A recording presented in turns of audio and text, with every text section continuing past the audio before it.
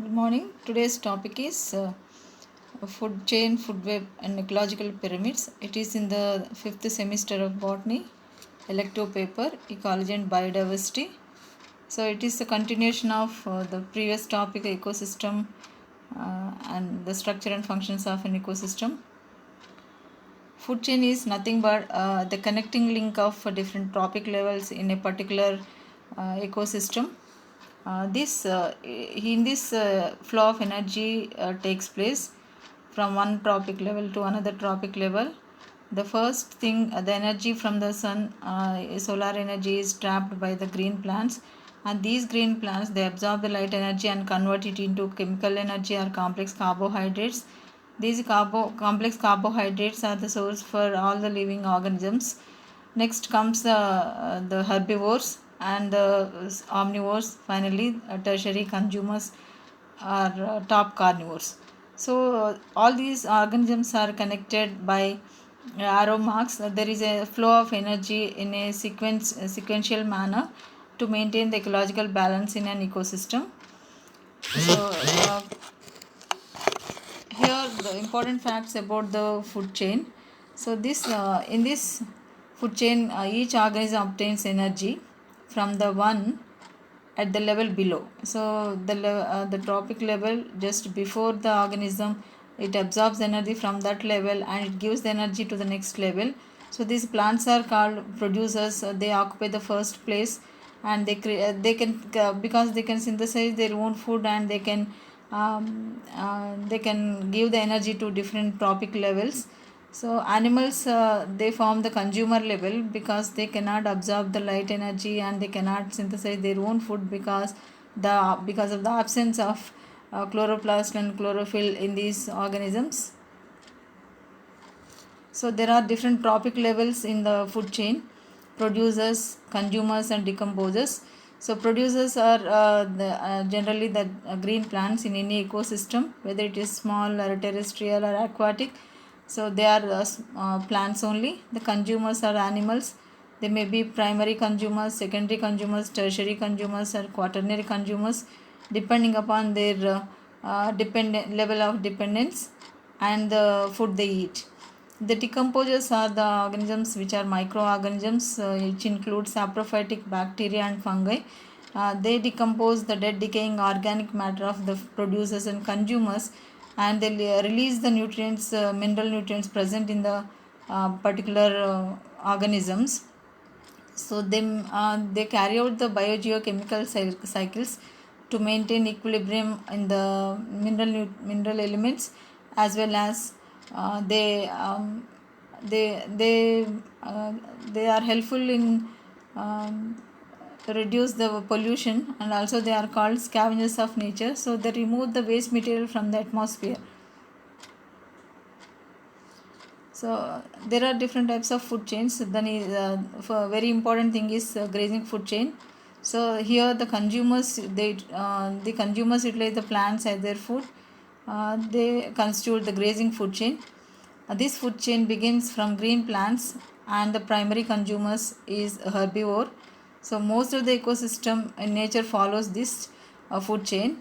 For example, in grassland ecosystem, grasses are the producer level, where the grasshoppers, they are the primary consumers, herbivores. These grasshoppers are eaten up by the birds, and these birds are eaten up by the falcons, where they are consumers. So the tertiary consumers. Here is the grazing food chain, where the plants are eaten up by the insects like caterpillars, and they are eaten up by the frogs, snakes. Frogs are eaten up by the snakes. Snakes again are a food for or prey for the owls. So this is a grazing food chain. Another one is the detritus food chain, where this type of food chain starts from the dead decaying organic matter of animals and plant bodies. They are their bodies to the microorganisms, and then to detritus feeding organisms and to other predators. The food chain depends mainly on the um,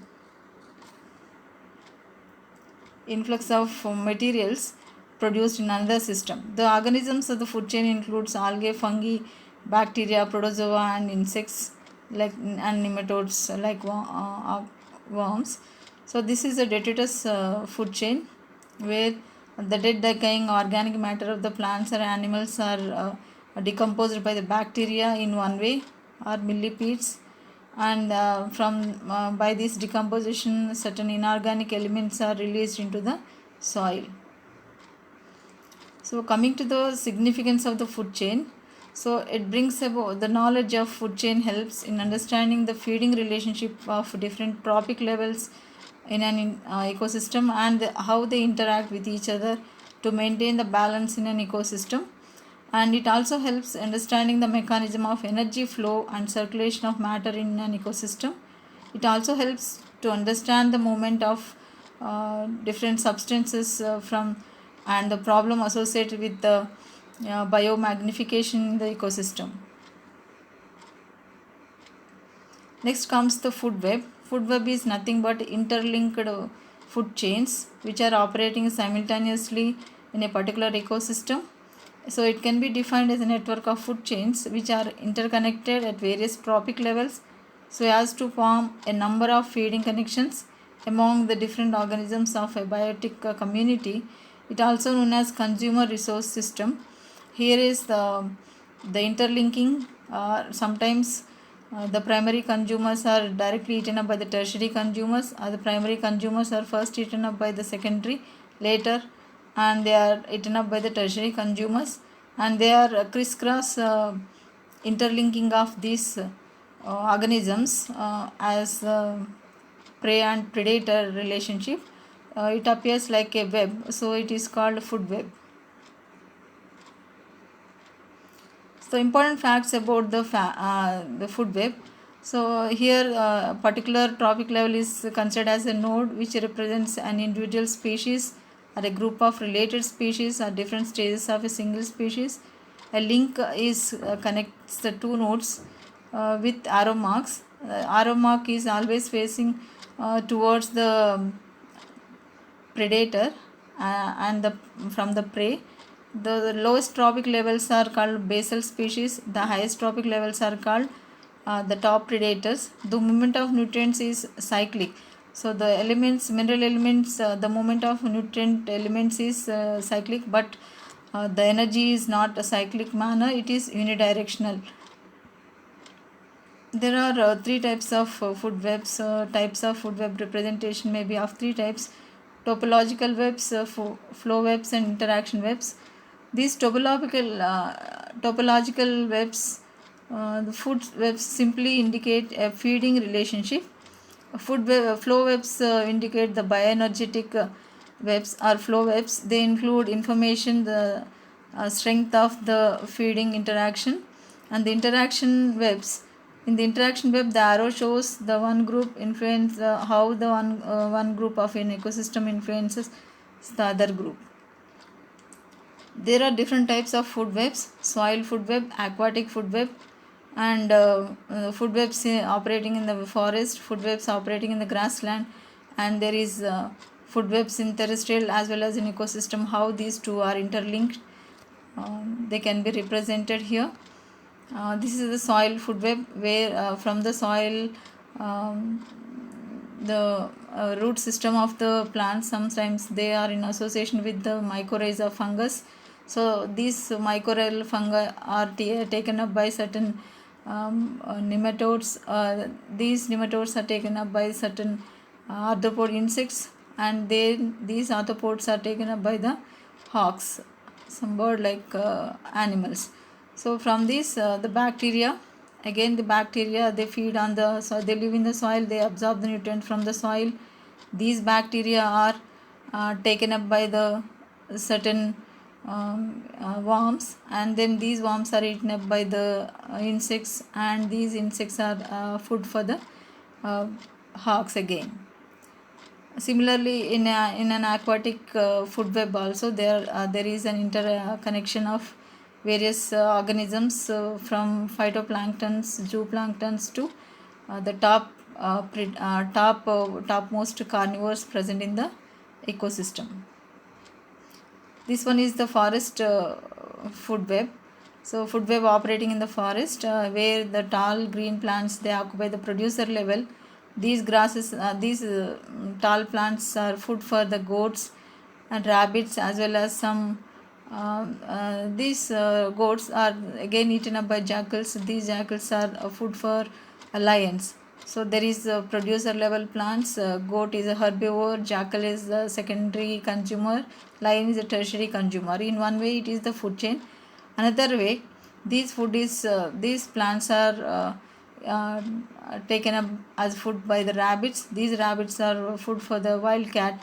Again, these wildcats are eaten up by the lions. So these two are interlinked, and such other ones are interlinked to form the one it is food web in the forest. In the grassland ecosystem, grasses are the producers. So the small grass plants are eaten up by the grasshoppers. So again, grasshoppers are food for the hawks. And these grasshoppers in other way it is eaten up by the lizard. These lizards are food for the hawks. This way, these grasses sometimes are eaten up by the mouse. These mouse are eaten up by the hawks. These mouse are eaten up by the snakes, again by hawks. So they are interlinking of all these food chains results in the grassland food web. So the interlinking of both the terrestrial and aquatic ecosystem is the one. So how the importance of the food web or significance of food web, what is the uses of this food web? This food web distinguish levels of producers and consumers by identifying and defining the importance of animal relationship and food resources, beginning with primary producers such as plants, insects, and herbivores. These food webs are important tools in understanding the plants are the foundations of all ecosystems and the food chains to sustain the life in the ecosystem, and by providing nourishment and oxygen needed for the sexual reproduction, also to continuous race. The food web provides stability to the ecosystem as a whole. So there are the various trophic levels of the food in ecosystem can be represented, and they appear like a pyramid like structures. So they are called ecological pyramids. So these ecological pyramids is nothing but the graphical representation of the trophic structure of an ecosystem. Whatever it may be the ecosystem, the producers occupy the base of the pyramid. The number may vary and the size may vary, and in different ecosystems. These trophic levels are the feeding positions in food chain. The producers, herbivores, primary consumers, they occupy the places subsequently. There are three types of ecological pyramids: pyramid of number, pyramid of biomass, pyramid of energy or productivity. So coming to the pyramid of number, it is a graphic representation of number of species present at each trophic levels, starting from the producer to the top carnivore level. So in most of the ecosystems, it is upright only with a large number of producers in an ecosystem. The lower number is at the top level, that is carnivores position. This is the number pyramid of number, where plants occupy the first basal place. Later, the above in the pyramid is herbivorous position. Next is secondary consumer. Finally, the tertiary consumers. There most of the cases they are upright only, except a few. Some based on the number, energy, biomass, there are inverted also. And next comes the advantage disadvantages of by studying this pyramid of number. What are the advantages and disadvantages? So this is one of the advantages. It is the simplest method of giving an overview of an ecosystem. It is good for comparing changes to the ecosystem at different times. And though there are advantages, there are some disadvantages also. So number of species, specific species may be too great to measure accurately. It is very difficult to measure the number. and it does not take place in account juveniles. It does not take into account the juveniles, the small ones, immature forms, while drawing this ecological pyramids. So all organisms are arranged in regardless of size. So the number is taken into consideration, remaining things are ignored. So here the second one is pyramid of biomass. It is nothing but the size or the living content present in the body. So the size of the organism is called biomass. So depending upon the size of the size or biomass of organisms at different tropic levels, this pyramid is drawn. It is a graphical representation of biomass present per unit area of at different tropic levels, with producers at the base and carnivores at the top. This biomass is calculated as mass of each individual, so x number of individuals at tropic levels. So this is always upright, except in an aquatic ecosystem. The producers are small size phytoplankton. So in a pond ecosystem or aquatic ecosystem, the producers are having small size, so it is inverted. So here also there are some advantages and disadvantages in study of this pyramid of biomass. So this what is the advantage of this one is it overcomes the problems of pyramid of number, but it disadvantages are it only uses samples for populations, so difficult to measure biomass exactly. Time of year influences the result. So organisms of samples do not necessarily be taken the same, having the same energy. So then comes the last one, the pyramid of productivity or pyramid of energy. Here the various tropic level organisms at different tropic levels are arranged according to the energy they possess. So generally the producers, they occupy at the base, and they have large amount of energy because they are the producers. They contain the maximum amount of energy.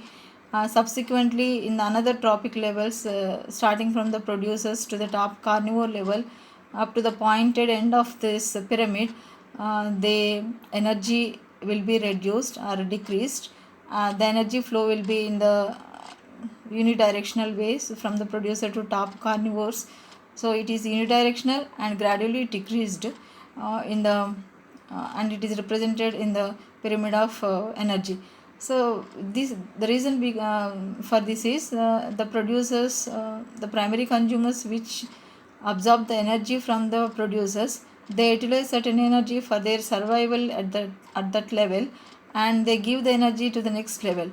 So at each level certain energy is utilized by the organisms to maintain their metabolic activities. So gradually the energy will be released, but in the case of producers, it is the producer, so it absorbs light energy. The total energy is completely converted into complex carbohydrates, the chemical energy, so it is having more amount of energy. Here is the one which represents the pyramid of productivity or energy, where the producers having approximately 10,000 joules, and next comes the primary consumers 1000 joules, next in the secondary consumers 100 joules, the tertiary consumers are having 10 joules. So there is gradual decrease in the energy. There are also some advantages and disadvantages in evaluating the pyramid of energy or productivity. So what is the advantage here? No inverted pyramids are obtained in this type. It shows actual energy transfer. It can be compared different ecosystems based on relative energy transfer, but it is difficult and cumbersome to collect energy data. It is very difficult, and energy data cannot be exactly calculated. The problems occurring assigning the species to a species level is again another problem. So there are some disturbances in an ecosystem. One is bioaccumulation and amplification, that is amplification and also evaluation of extinction of certain species. So this bioaccumulation is nothing but the accumulation of certain nutrients present in the so when plants and animals are so take up chemicals and they accumulate more amount of in the without any excretion, the chemicals build up in the organisms and they are lethal to the organisms. Then biomagnification refers to the sequence of processes that results in higher concentration of the chemicals in organisms at higher level of food chain. The concentration of chemicals may be lethal to the organisms and they may sometimes cause diseases and death.